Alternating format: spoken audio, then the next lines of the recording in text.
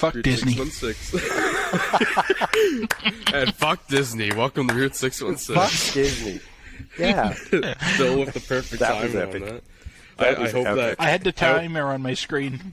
I hope it doesn't get cut out, because sometimes the first couple of seconds get cut out, so I hope that doesn't happen. Oh, I hope that doesn't get It cut. could be pretty great if it cuts into your reaction with no context, too. Yeah. Oh my god. But yeah, welcome to Route 616, your home for all things Marvel main continuity. We are finally back.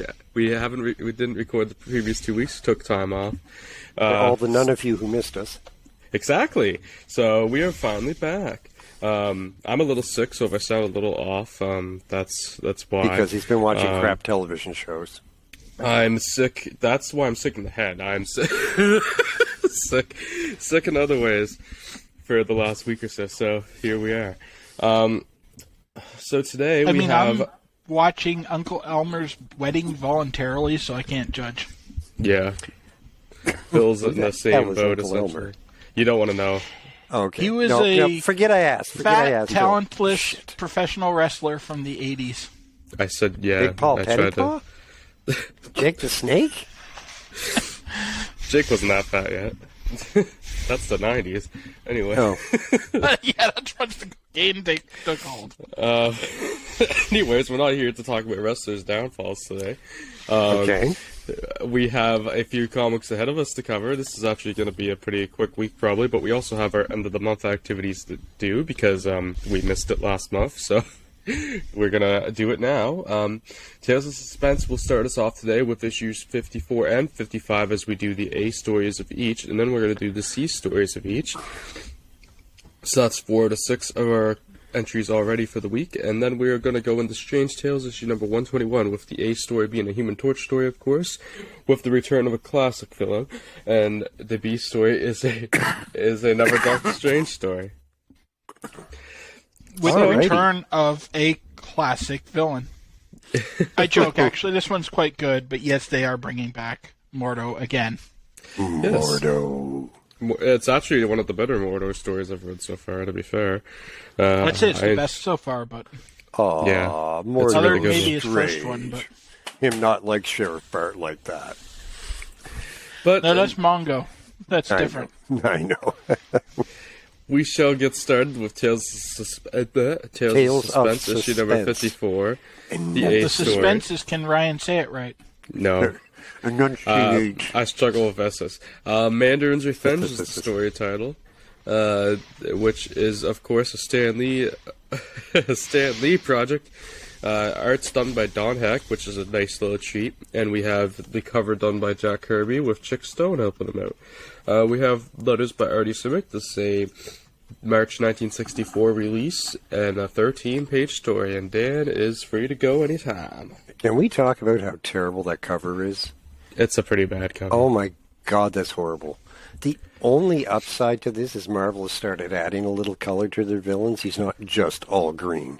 Yeah, They've he's added purple. a little Joker purple little in bit. there. So Yeah, he's There's a taken second after, upside. He's taken after Mysterio. There is a Yeah. second upside to it.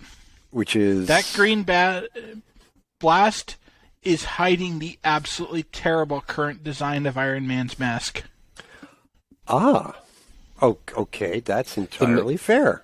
The next cover's a lot better. They kind of make up for it, too. Well, I hope so, because this is just freaking terrible. Anyway, we're going to talk about the second best villain in the Marvel Universe after Paste Pot Pete. Actually, third best, because we also have to remember the Porcupine. Oh, thank you. I was with Yeah, the I was just going to upset. criticize you for skipping our boy Porcupine. Yeah, I'm sorry, Porcupine. Dude, please, don't quill me, okay? Yeah, and he will hold on to his third place positioning until they introduce Batroc the Leaper. Okay, that one I don't know. I got to hear about that one in a minute. He was Okay. played by George St. Pierre on the second Captain America movie. Okay. But that had none of the yes, charm yes. and terrible fake French accent. I thought George Pierre had a French accent. Yes, but Batroc in the comics has a very poorly done French accent that adds to okay. the hilarity of the character. Okay, we You have- that can't get an explains, like, actual Frenchman to play him because it doesn't work. that's It has to be a French accent as imagined by someone who's never heard the language spoken. as opposed to Pepe Le Pew. Yes. Okay, fair enough. So we're going to talk about the Mandarin's Revenge. I'm going straight off the Marvel database here. And I'm just going to read this out, and we'll let the chips fall where they may.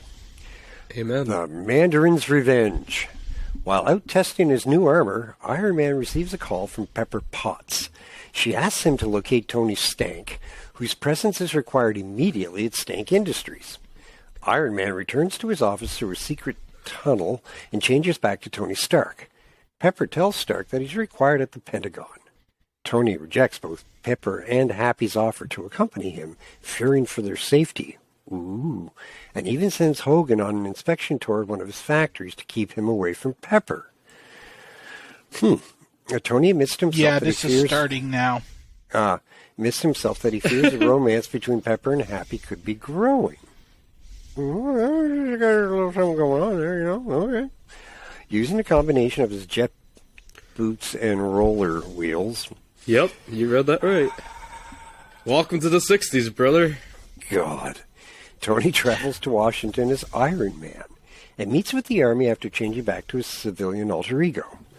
The urgency from the Pentagon results from the mysterious disappearance of Stark's newest observer missiles in Vietnam. As Iron Man, Tony hikes a ride in an intercontinental ballistic missile in order to save battery power. No, it hurts. It burns. That's just horrible. Once he arrives in Vietnam, Tony checks on the remaining observer missiles. Discovers they're in perfect condition. Using a telescope, Stark follows the progress of one of the missiles in the air and watches as it's pulled down by an unseen force. Tony concludes that the only person capable of such prowess is the Mandarin. Wow. So, Tony travels to the Mandarin's castle after recalling his first encounter with the villain, deciding to go without his suit on as a preventative measure. When he enters the tunnel leading to the villain's castle, he is trapped by an iron gate. Mandarin watches Stark's attempt at entering his domain from a monitor and orders guards to take him prisoner.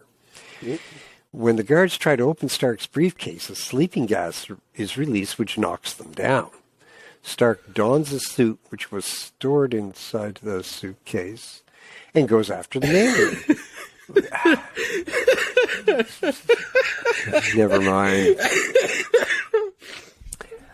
After crashing through a wall, Iron Man comes face to face with the Mandarin.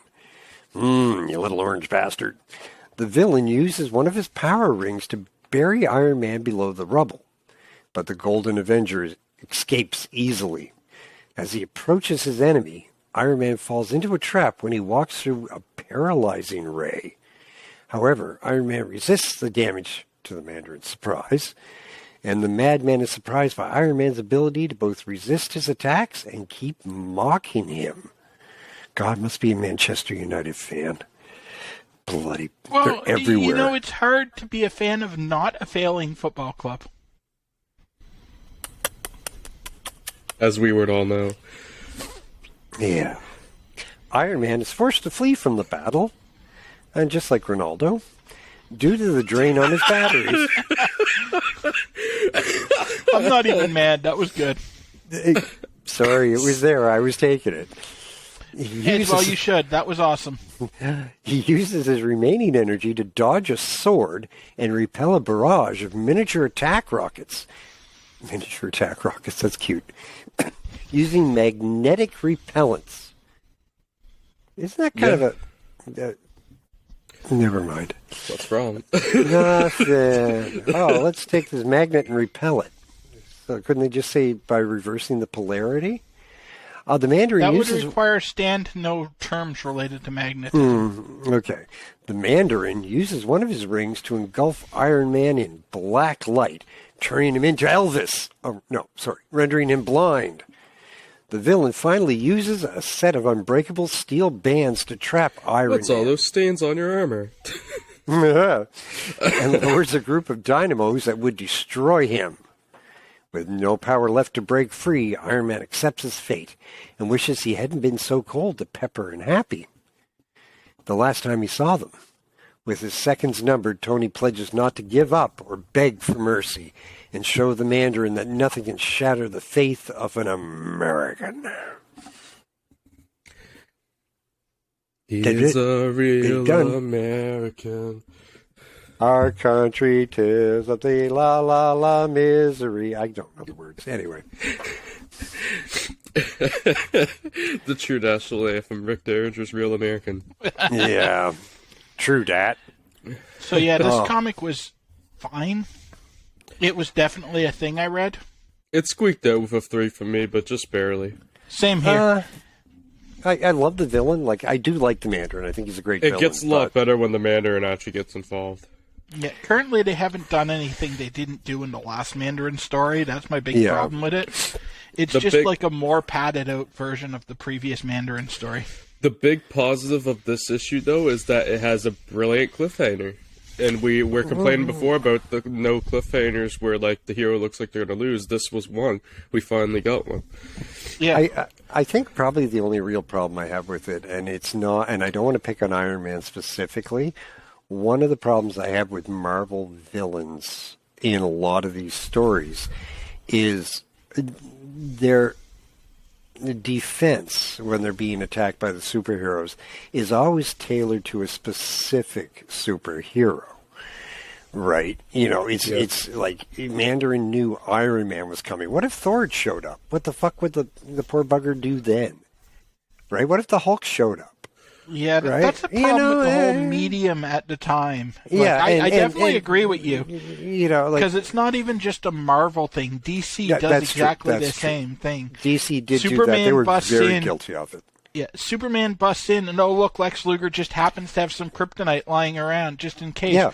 What does he do if Batman's the one that shows up? They're literally like right next door in the cities. That damn Lex Luger. Martha! Yeah, he just yells Martha and hopes it works. Yeah, hopes it works. Hey, it did in 2015 or whatever. Yeah, Batman wasn't as much of a problem with this, nor was Spider-Man. But no, because neither one of them have like easily neutralized powers. They have bingo.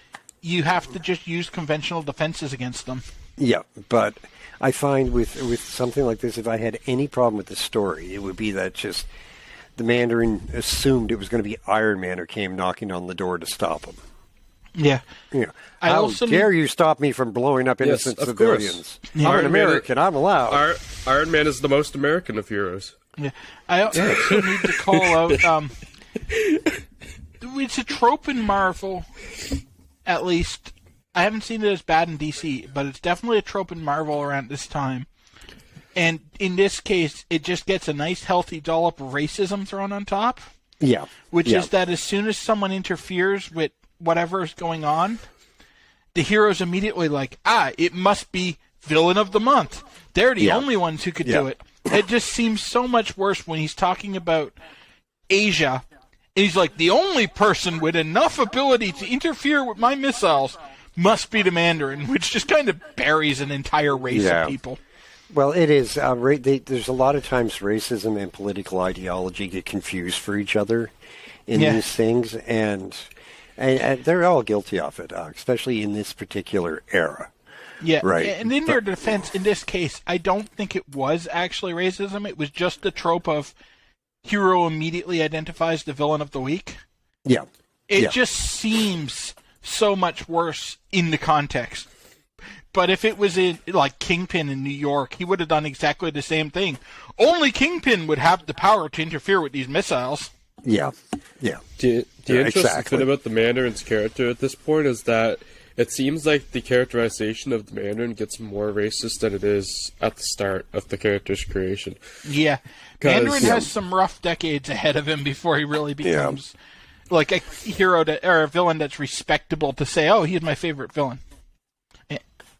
Yeah, that's fair. But, I mean, it's not a bad start to the story. It's, at least Iron Man is trapped for a change, and I guess, even though he always gets trapped. It's a different ending, at least. Yeah. There's nothing really bad about this book. There's just nothing special either. It's just an Iron Man story. Yeah, it's It's as average as you can get, so we'll say 2. Yeah. I've been giving low 3s for average because, like, I wasn't bored reading it, and that's kind of my that counts. divide between 2 and 3. Yeah, that counts. Okay, do we want to go on to part 2? Sure. All righty. Number 55, the A story. No one escapes the Mandarin is the story title. We've got the exact same team, except Artie Simics on letters, and Jack Kirby gets helped by Saul Brodsky on the cover this time. A much better cover than the last one. Yeah. I'm not saying it's great, but it's much better than the last one. It suffers from a bad case of Kirby teeth. It does. Well, it suffers from a bad case of Kirby bad guy.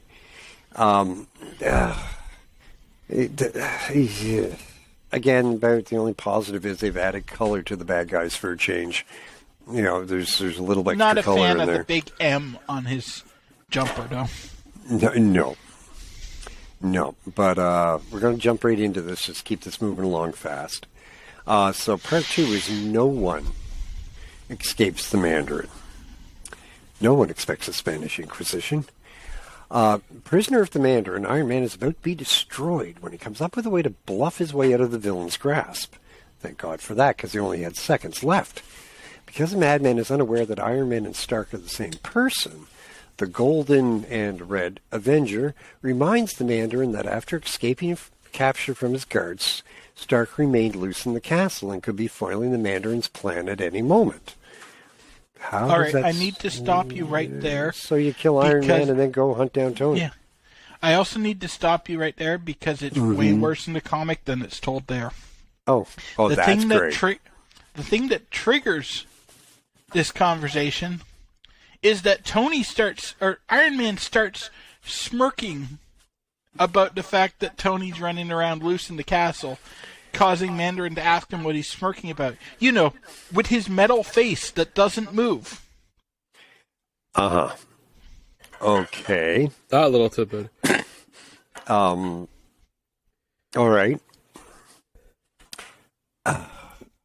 Dan doesn't know what to do with that. I really don't know where to go with that. That's I had notes typical. to call out that moment because it was so bad. That's absolutely typical. Wow. Okay. The Mandarin is forced to look for Stark and leaves the machine that would have killed Iron Man in standby. Why not just kill him and go look for Tony? Come on, Jesus. Thanks to a miniature generator in his suit that just happens to be MacGuffin for this particular issue, I would assume. Yeah, the miniature generator gets referenced periodically anytime he needs an extra burst of power. Oh, okay, so he doesn't just go buy more batteries at the dollar store. They got sick of having to plug him in every episode, so they added the mini generator to switch things up occasionally. It's almost like it was a bad idea. Yeah. How does he fuel this generator? There's actually an answer to that. It gets charged through kinetic energy as he moves. Oh, so he doesn't really need to charge. It's like you haven't been reading the comics, Dan. What's going on? I know, right? Yeah. Right. The problem was the big problem with the generator isn't the generator. It's that they keep going back to the crutch of him having to plug in. Anyway, even though he has this generator. So it feels like it's a MacGuffin that's pulled out of their ass every time he uses it. It sounds like it. Anyway, Iron Man recharges his armor and breaks free from the steel whips. Iron Man stealthily follows the Mandarin through the castle in his big metal suit. Once the Mandarin reaches a chamber where the 2 observer missiles he has stolen are being held, a light signal flashes in the villain's computer, alerting him that the American military is preparing to launch another observer missile because they didn't learn the first 2 times. Iron Man... Sorry. Iraq 2 or Afghanistan anything should indicate that they don't learn from experience. Yeah, that's fair. Iron Man waits for the man. Oh, they're doing it so that Iron Man can see how the Mandarin stops the missiles. I got it. Okay, Iron Man waits for the Mandarin to reveal how he's intercepted the missiles. An interceptor ray that catches objects and brings it to the Mandarin's castle, so a tractor beam. and then attacks. So then Iron Man attacks the villain. After knocking the Mandarin with a magnetic repulsor, Iron Man damages the machine. Too much iron in his blood, apparently. However, it's too late. The automatic relays have taken over the operation and the ray cannot be stopped. Iron Man seemingly flees from the battle and flies into the missile at the right angle and speed, causing it to veer from course and avoid the Mandarin's ray.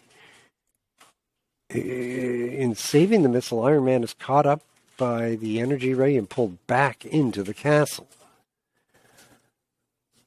Ow. Ow. Why? As he's forced to crash into the castle... Shit. Language. Iron Man enters through a window leading to the interceptor ray's chamber. He breaks a piece of stone masonry and hurls it at the ray's power supply, exploding it. For thwarting his plan, the Mandarin swears to destroy Iron Man once and for all. After dodging a disintegrator ray from the villain, Iron Man runs away and falls into a trap door. God, this is taking on epic Tim Curry proportions. Meanwhile, at Stark Industries, Happy Hogan is trying to manage the company in the absence of Tony Stark and failing. After trying to run away, Pepper forces Happy to go see the weapons development section where a machine has been built to Happy's specifications with horrible results. Okay. Back in the Mandarin's castle, Iron Man breaks his fall through the pipe trap with his jet boots before reaching its end, where a pool of acid was waiting for him. The Golden Avenger smashes through the side of the pipe into a room with a deadly contraption. The device is activated by the Mandarin and crushes the hero. Iron Man survives the attack, so it doesn't crush the hero, but is forced through the floor into another room where he encounters a giant-sized Mandarin. I can't wait for that comic, Giant So Size this was Mandarin. written by the same guy that wrote the Richie Rich stories. Okay, no problem.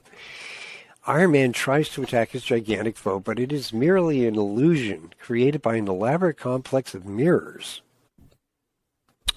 Stark glides down the floor again and faces multiple Mandarins. Punching through the illusions at random doesn't work, as his attacks are quickly counteracted by the real Mandarin in the form of deadly blows. But through the use of a built-in sonar in his armor, Iron Man pins the real Mandarin and knocks him out with a single punch. Iron Man runs away, hoping to make it back to the missile chamber. The Mandarin recovers and follows the Iron Man, but his jet boots give the Golden Avenger an advantage. Before the Mandarin can reach the chamber, he witnesses the missiles flying back on their original way. The Mandarin considers using the interceptor ray, but as soon as he reaches it, Iron Man destroys it. So one of the freed missiles lands on the American base with Tony Stark inside of it. Good thing they didn't shoot that down. Who managed to use it as a means to return and is changed back from superhero alter ego. After the army receives him, Tony returns to America and informs the Pentagon the problem has been solved. He flies back to New York City, where he's welcomed by Pepper and not so Happy. On their way back to Stark Industries, Happy is jealous of seeing Pepper and Tony sitting so close in the car. Duh. So he goes through a bumpy road to annoy them. However, the road ends up causing one of the tires to blow out. While Happy is left to repair the wheel, Tony takes Pepper for a walk. Really? Seriously? Oh, I'm glad I gave these to you. Okay. Part 2 is crap.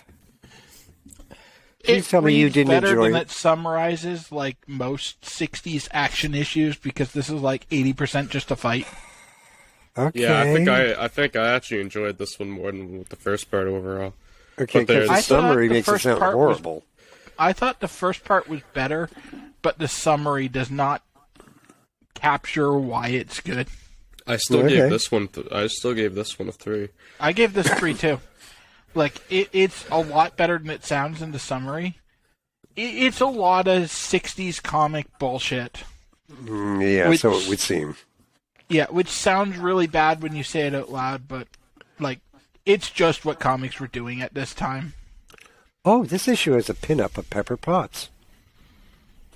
Yeah, we're also promised near the end of the issue. We're also promised at the end of the issue that starting next issue, the Iron Man will be 18 pages long. And they keep that promise for like 6 months. And Pepper is in a Harlequin bikini. Captain America.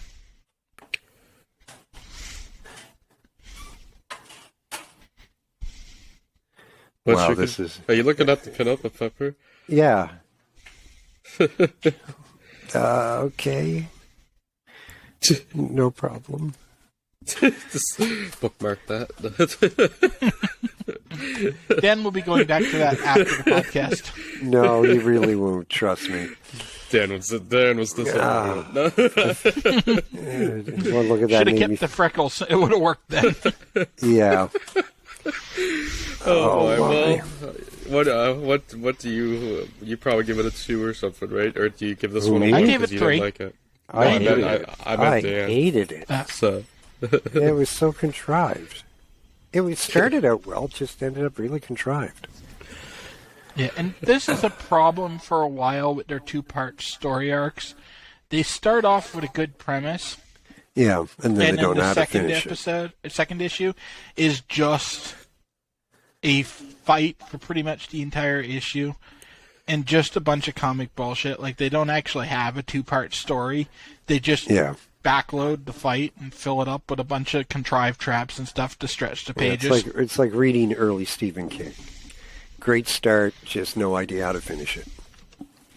I'd say that's later Stephen King. Well, okay. Because I've read Cell. Or just all Stephen King from what I hear. Ooh, yeah, Cell was pretty bad. One of the best premises he's had. Yeah. I don't know. I thought Stand was probably his best premise, to be honest. Oh, I yeah. thought it was a great idea. Yeah, but I mean... He just kind of fell apart. Yeah. Cell has to be up there, but then, like, a third of the way through the book, they figure out how to neutralize the zombies, and then it's just a long slog into the finish. Yeah. When we get to our Stephen King podcast, it's going to be incredible. Let me guess, you haven't read those. I haven't read a single fucking Stephen King book, and of course wow. So what do you do with your time other than watch crap TV shows that nobody really just... Like, seriously, what do you do? I mean, I used to write, but I haven't done that in a while. Just read shit, too. Apparently nothing wrestling. that we've ever heard of. Comics took over my life, so I stopped reading actual books. Wow. Okay, so that's it for me for today. I got my torture out of the way. Who's next for their own personal flagellation? Moving on to the C story of issue number 54 called Hands Off. 5-pager, of course. We got Larry's here to co-write and do art, and Chick Stone is backing up on inks. And Artie Simic's letter in this one. And I will be taking both of these 5-page stories. And we will go right to it. So we open up with on the Watcher, and then we are quickly shot back into a page recap, not quite a page recap, of the last issue where we saw the origins of why the Watchers are Watchers and they can't interfere, as we had the proclamation from the Watcher's father of their race shall never interfere again after a tragic atomic accident. Got a pad to fill those 5 pages. Yeah, man. Hard to fill 5 pages, I'll tell you what. So yeah, we get that, and then we are shown how their race can travel through. How do they word it here? They travel through electro image. So they travel through space for electro image at the speed of sound or whatever. They can travel. So we see the Watcher travel as his ears are so as he's so attuned to the to thought impulses. He travels his image over to see and hear what is going on a faraway planet. And then we see the race talking about how for centuries they've been burying dangerous atomic, radioactive waste machines and stuff. And they talk about if the atomic material lands on another world, it will poison its atmosphere. But the race people's like, oh, but we have no choice. It's either we got to send it out into space to save us, or we die. So they send this huge pile of radioactive waste out into space, and the Watcher watches as it floats. It keeps offloaded. And the Watcher's tormented because he can't interfere, as his father proclaimed. He talks about how he can't oppose his father, he must obey his will. But suddenly, the tormented Watcher, he's pulled out of his despair because a flash of light breaks out, and it's an exploded star, otherwise known as a supernova, which they actually call it here.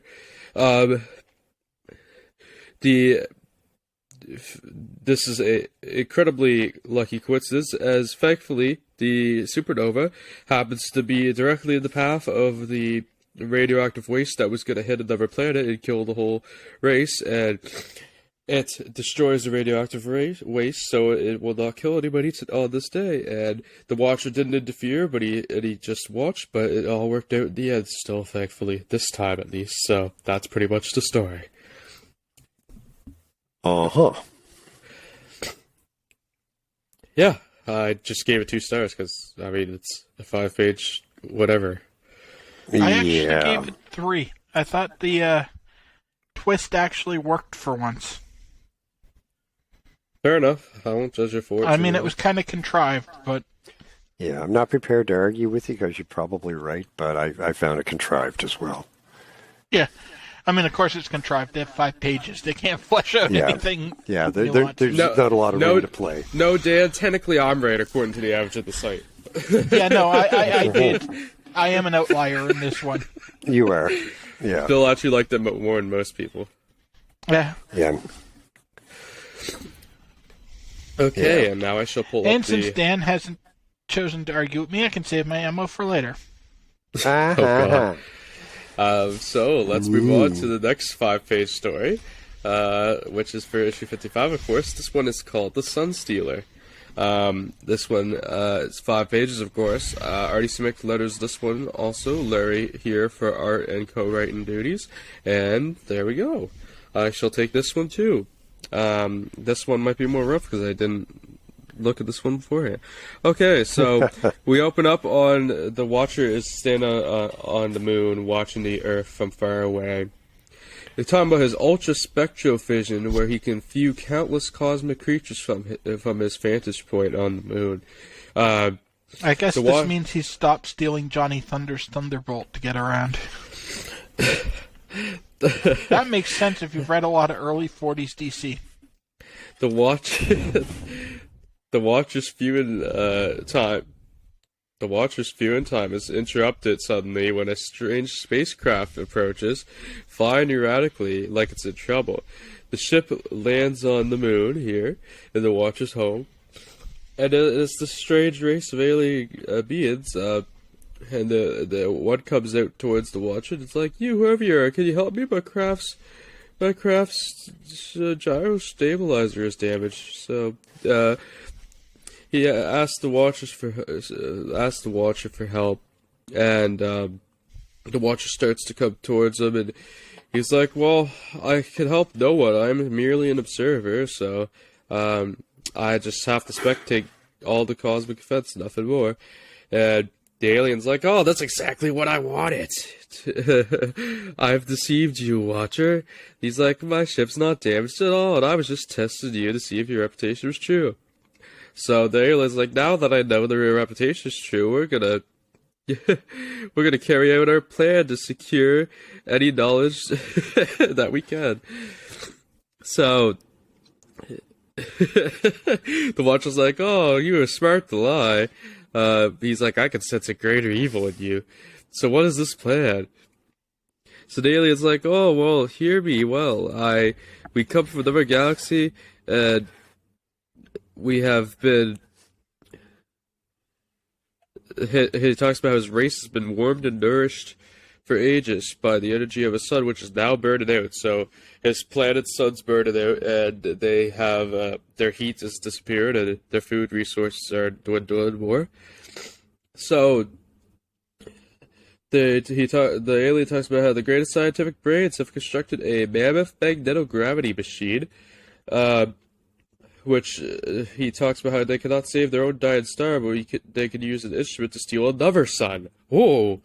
Ooh. They're gonna steal another sun to make it their own. So that doesn't look too good for the Earth if they're on the moon here. And so he offered to come scout and all this, and they have come to steal the sun. So the Watcher's like, oh, well, when the data on our sun is completed, and what will your scientists do? And he's like, well, they will fire the magnetic gravity machine, sending enormous amounts of energy across the universe, hitting your sun, magnetizing it, and drawing it to our own galaxy at 100 times the speed of light. That's pretty impressive technology, you ask me. So when they finally have the sun trapped in the planetary system, the sun will provide them with light and heat for ages to come. So they talk about all the energy they'll gain, and the Watcher's like, oh, what's the maximum energy output of the machine? And then the Watcher keep asking questions like, what's the machine's range? What happens when it hits space-time areas? He gets all these answers from the alien, and the alien just ends up being like, oh, you were indeed a ridiculous figure. I'm threatened to take the sun from this universe. You just stayed here doing nothing. And the alien's like, well, I have to forego this entertainment. We gotta get this going, so... And the alien turns around and his ship is fucking sunk into what's essentially some form of quicksand. But the Watcher calls it a kind of, the alien calls it kind of bog. So the ship has sunk down into this quicksand type substance. And so the aliens are trapped on the moon, and they won't be able to complete the mission to steal the sun. And because the ship had included all the instruments inside, included the radio, so they are now lost forever. And then the alien starts pleading with the Watcher to help them out. But the Watcher's like, but you see, I'm simply the Watcher. I cannot do anything to help you. I'm simply here because we needed to fill 5 pages of this comic. That was so much. Yeah. Oh, he's buggered off. Yeah, this one was awful. Yeah, that was my mic being a bitch again. Oh. No, that was really getting horrible. Sunk into a bog really didn't help anything. Yeah, it bogs the story down. Of course I won't. I gave it 2, whatever. I gave it 1. Fair enough. I was painfully bored, and I knew it was going to be some twist on the twist, like some version of the twist they used in the previous issue. Except this one was even dumber. Yeah. Well, this one shows the dark side of the Watchers not interfering. Because now he's leaving a group of aliens to die. I mean, they deserve it because they're going to steal the sun, but still. Yeah, I mean, it could have worked better if, every encounter with the Watcher that happens in the comics isn't him just being terrible at obeying his out. Yeah, well, he's good at obeying his oath when it's only a 5-page story. Yeah, it's the only time he can do it. Any other time he's like, hey, Reed, I heard some aliens are going to invade. You better go do something about it. I can't help because I'm the Watcher. Yo, Reed, you need this gun to stop the Galactus? There might be one in my house, wig. I'm just going to go over here and watch this wall for the next 4 hours while you break in and steal it. Yeah. What? My weapon's gone. What happened there? Oh, wow. So yes, we're reenacting the future Fantastic Four issues to come, by the way. So. Yep. Yep, that was painful. I can't lie. We're brilliant actors. Anyways, I think it's time we move on to Strange Tales, everybody's favorite, especially the A stories. Okay, Bill. As we cover a story called Prisoner of the Plantman. This is Stan Lee writing, of course, and we've got Dick Ayers and art, as the last issue was Jack Kirby's... One of the latest issues was Jack Kirby's last. We won't see him on this title again. It's going to be Dick Ayers' title for at least a little while. We have Jack Kirby and Steve Ditko on the cover, interested. And Artie Simic is on letters. March 1964 release, a 14-page story. And I'm going to give Bill the pleasure of covering this one. I hate you so much. I apparently enjoyed this one, so... Should be How? fun. We'll see. I forget what happened in this, honestly, so... So we open with a page-long recap of Plantman's previous adventure. One of our favorites. And then it cuts to a hidden lab where he succeeded in making his plant ray even more powerful. And so he designs himself a new costume, and then he decides that he's going to fight the Torch again. And so we see Johnny sleeping in bed, and a bunch of plants sneak into the room with a bucket of water and douse him with it. And then Plantman comes in and locks him in the closet. And then, while he's locked in the closet, goes and robs... what is he robbing? It's a hotel. I don't know why he's robbing a hotel and not a bank or something, but he robs a hotel. Normally you just have to sign in for a night to steal from a hotel. Yeah. And then leaves, and then 5 minutes later, the Torch shows up and is like, hey, what happened? And they're like, oh, you're way too late. Plantman left a while ago. But it turns out Doris is at this hotel, and she's worried that the Plantman's going to go after her father again. So Johnny promises he's going to protect him, and then flies off and goes to talk to the Fantastic Four, and just wants to make sure that they're not going to interfere in his personal fight with the Plantman. But they promise that if he needs help against such a terrifying and powerful villain, he just has to call on them. It's a grudge match, brother. And he realizes there is one favor they can do for him. And then we get an ad, and when we come back from the ad, we're back at Plantman's hideout in some, like, creepy old abandoned mansion. Wow. I'm not even joking. There actually is an ad between those two pages. And he's got a whole bunch of stolen loot, and he's gloating about how he's going to defeat the Plantman. And so he gets a Vine to go take a note to Johnny, who's relaxing in front of the television. And the note wants him to meet in the botanical gardens. And Johnny's like, he will have all the advantages there. I'll go. Yes, perfect. And so he goes to the botanical gardens and tries to fight the Plantman, who pelts him with nuts. But he... That's nuts. And so Hit him right he in the gets battered acorns, with did he? acorns so badly that his flame goes out and he gets covered with dew. And then Plantman turns on the sprinklers just to make it even worse. And he gets wrapped up in like some vines. And Plantman's about to have all the plants in the botanical gardens kill Johnny, but Johnny just grabs a pesticide sprayer and sprays the shit out of all of them. And so now that he's destroyed a bunch of public property, he chases the Plantman out of the botanical garden. And the Plantman gets a bunch of cactuses to shoot their quills at Johnny, but Johnny just gets really hot and melts the quills. And Man, this guy needs the face porcupine. yeah, he sends about 1 billion Fantastic Four symbols out the roof of the botanical garden. And Reed calls the police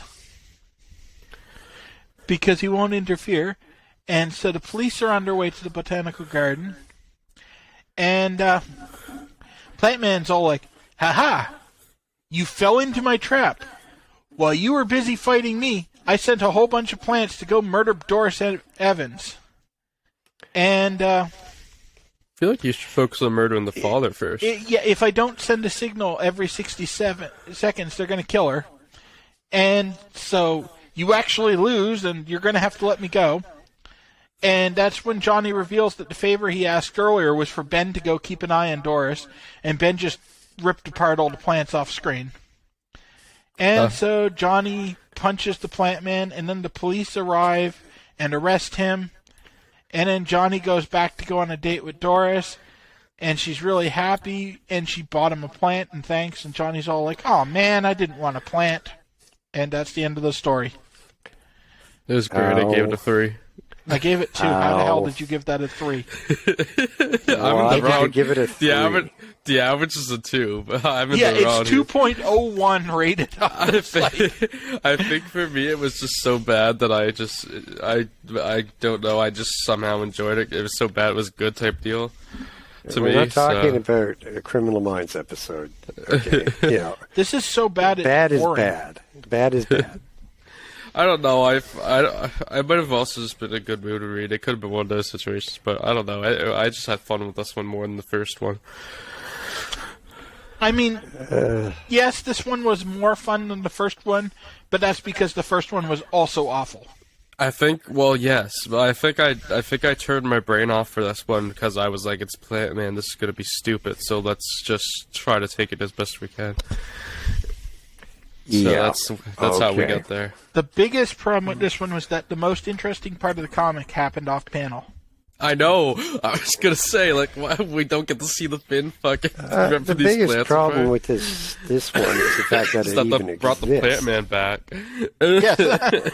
Oh, there are many problems, and that is another big problem with it. Oh my god.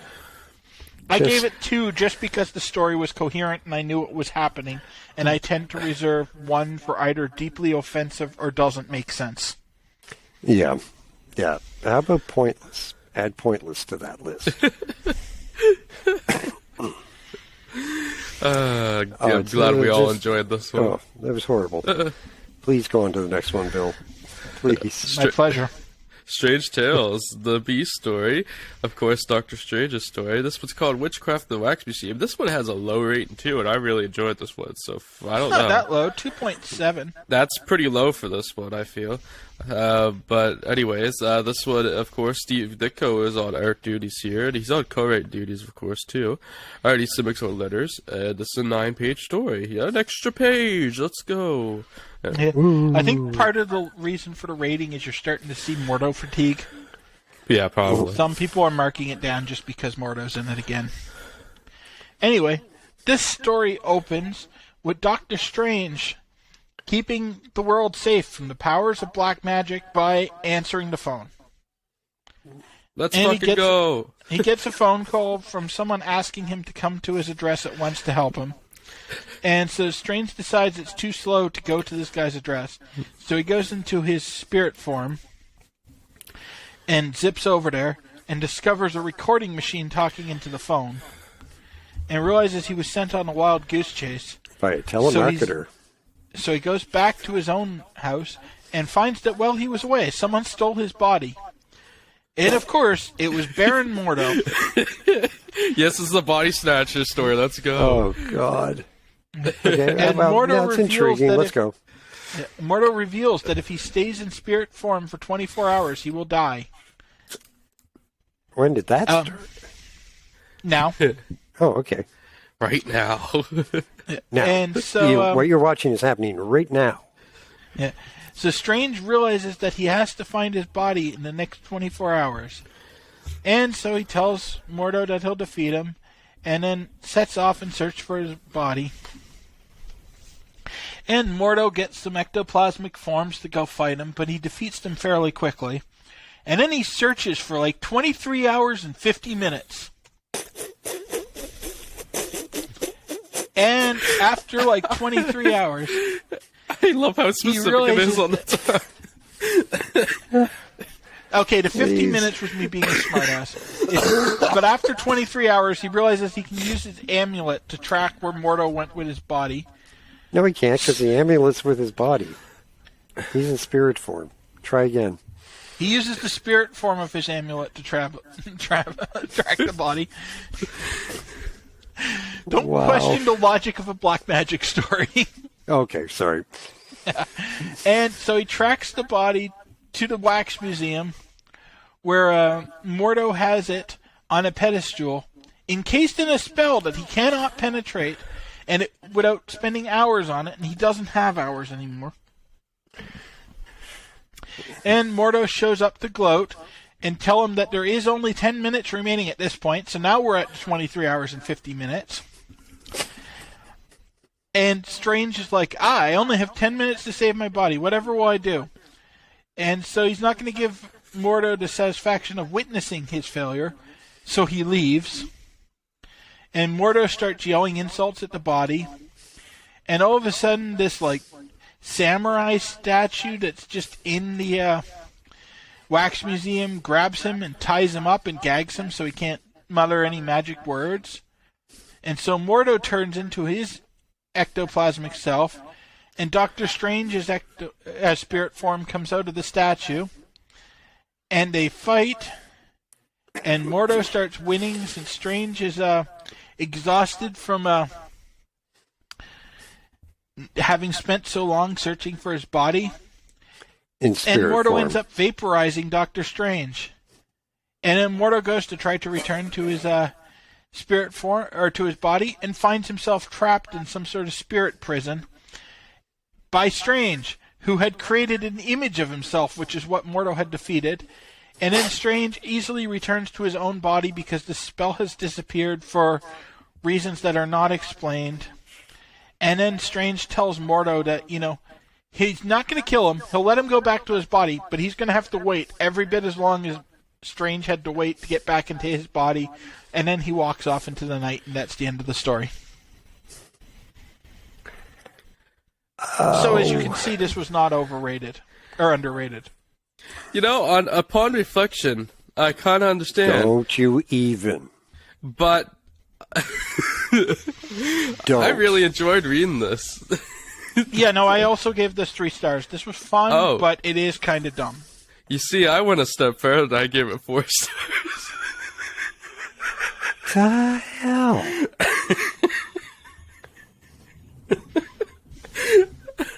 You need help. I hope really, after really today need you help. don't win another football match and get relegated. I don't. Yeah. That's rude. You can win today.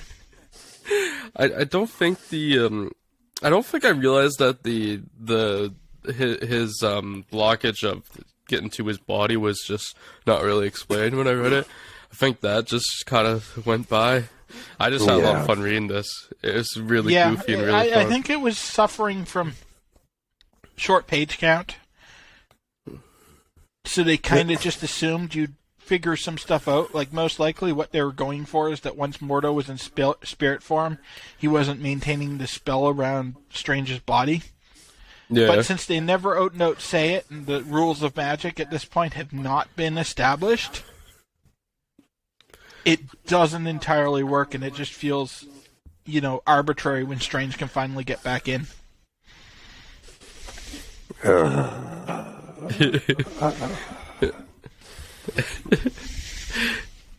Good call. How to make friggin' Iron Man look good.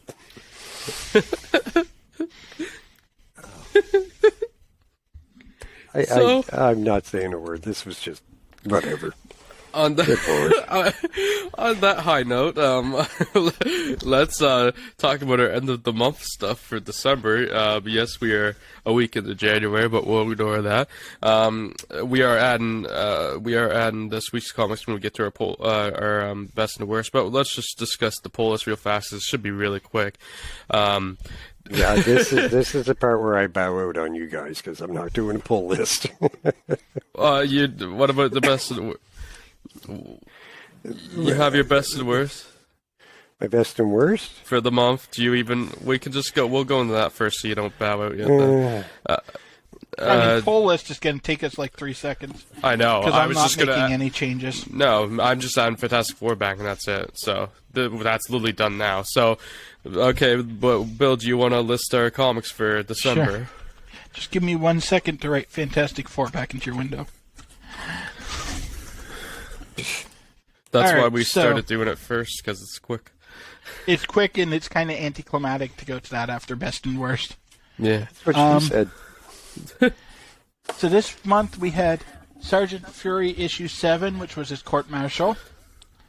Tales to Astonish 54, which is Hank Pym overthrowing a democratically elected government in South America.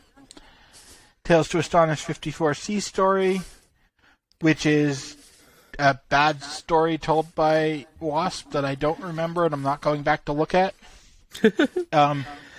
Tales of Suspense 52 A story is the new Crimson Dynamo and the Black Widow. Tales of Suspense 52 C story is a Watcher story about the failure. Tales to Astonish 55 is Human Top and the Gypsy's Secret story told by the Wasp. Strange Tales 120 is Torch and Iceman, and then Doctor Strange going into the House of Shadows. Spider-Man 13, Mysterio. Tales of Suspense 53 is The Return of the Black Widow and The Origin of the Watcher. Tales to Astonish number 56 is The Magician, and then the Wasp story about the Bog Beast. Fantastic Four number 25 is Hulk and Thing. And then 26 is that with added Avengers. Avengers 5 is the Lava Men, and then 6 is the Masters of Evil. Sergeant Fury 8 is Dr. Zemo and his Death Ray. And then we have today's stuff. Alrighty, so let's start off. Let's start off with our worst of the month, as we normally do. So what's your worst, and why is it Tales to Astonish 56? Exactly. Because it's actually Tales to Astonish 55. Whoa. Whoa. Plot twist. That I hated it. That was the return of Human Top, wasn't it? I really can't be mad about that. Yeah, I just of course you thought can. You was, hate Human Top. Yes, I was do. Just stupid. Human Top is. Why? Yeah, I mean, when you're sitting there, and even if you're so creatively blocked up that Imodium isn't going to get your brain working, Human Top. Yeah, I mean, when they say spin is a good yarn, that's not quite what they meant, guys. I mean, oh my God, it was just so bad. It was a lot worse. It really top of my list of bad. It was really awful, but Magician was just a special sort of awful. Bill and I have the same pick. We both went with 56. Magician is just a whole new low level. That is actually not even the lowest level that I've read. Yeah, at least Human Top had a superpower. You were boring people? Yes. That's a superpower. I can't wait for us to get to 2 issues ahead and see what a new low looks like after. I can, because I know what that issue is. Wow. So the worst is. You have to come, believe it or not. I'm going to stick with the Human Top as the worst. Yeah, I really can't argue with that, because that is also a terrible. It's still an Astonish issue, so. Yeah. This does mark our first clean sweep for one title. Yes, it does. Yes, it does, actually. That's true. So, moving on, let's move on to our best of the month, and let's start off with Dan again. What was your favorite of the month? I like the return of the Black Widow. Okay, fair enough. Yeah, I like the character, and I like the fact that they're finally starting to create some characters that have some dimension to them. You do like Iron Man too, so I do like I kind of like the title, the Iron Man title, because the stories are usually, not always, slightly more intricate and amusing. But bringing the Black Widow in certainly adds a lot of dimension to it, in my mind. Right. I mean, now part of that is simply because we know, I already know where they're going with it anyway. Yeah. But I did like that story. I like the way it kind of it went against their usual cookie cutter plots and themes. Yeah, it was much better than her first appearance too. Yes, this is why it's for the character herself. Yeah, I still think the story was worse than the first and overall. Oh yeah, story-wise, I preferred the first one. But this is why I like having for Black Dan. Widow. It was much better because it wasn't just her as a sidekick. Yeah, she was the main focus. That's right. And this is why I like having Dan around, because his picks are different sometimes, and it's fun. Yeah, I wasn't expecting an Iron Man to get best this month from any of us. No, me neither. Well, so that's again, pretty fun. like I say, it's just the fact that they do something different. Yeah, and that that's can be the incredibly good thing to have you refreshing. here for. Yeah, because it's a perfectly valid opinion. Like, I'm not going to look at you like, wow, you like that? Why? But I just found it refreshing. Like, I totally get it. It makes sense. It's just not one I had considered. Fair enough. Bill and I may have the same pick, but I don't know. But I'm just going to say it. Fantastic Four 25. We do. Yeah, I figured we would. Okay. Have the same best and worst for the month. It's pretty This was easy an month easy to month, choose, I think, really. for both of us. The only competition would have been, for me, the second part, but the first part was better of that story, clearly. So the only real competition would have been maybe Amazing Spider-Man 13, Mysterious First Appearance, but it wasn't really that close still, even though I rated them the same. I had no competition whatsoever for it.